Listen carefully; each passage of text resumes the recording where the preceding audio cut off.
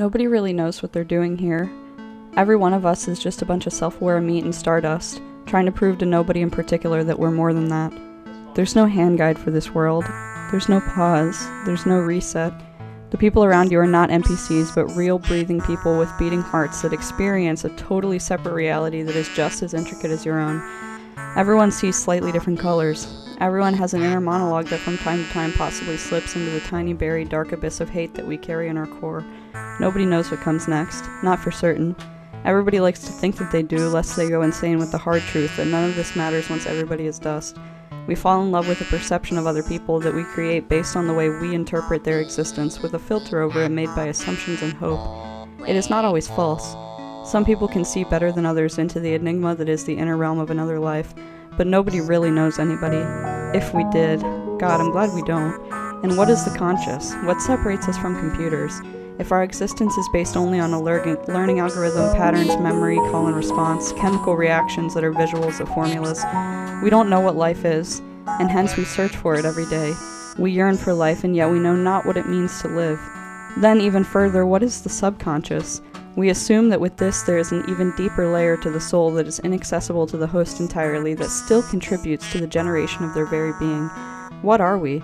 We live on a floating rock in the abyss of space, rolling through the cosmos in the midst of asteroid belts, comets, and solar winds, and yet we live in a society where we're expected to conform to a system invented by the same force that kills the only known life for sport.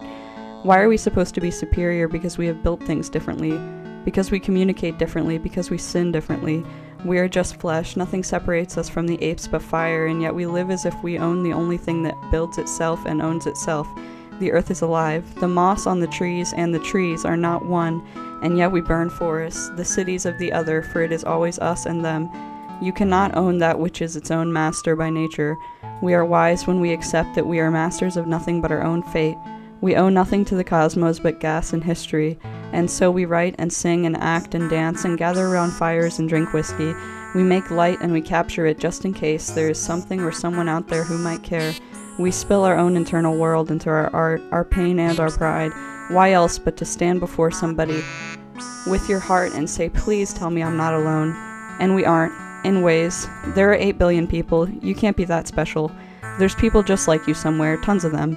Maybe really far away, but you aren't one of a kind. The thing is, though, you can't be lonely when you're alone.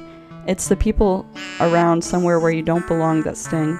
In the end, everyone comes into this world only guaranteed that they have themselves, and there's always the risk of dying alone.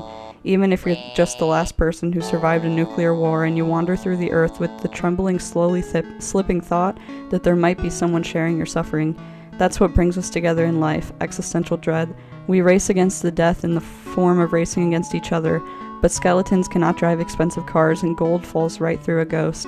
We are nothing but 420,048,000 minutes of electricity flowing through an insignificant chunk of this seemingly boundless universe. We are the universe experiencing itself, because even the universe gets lonely.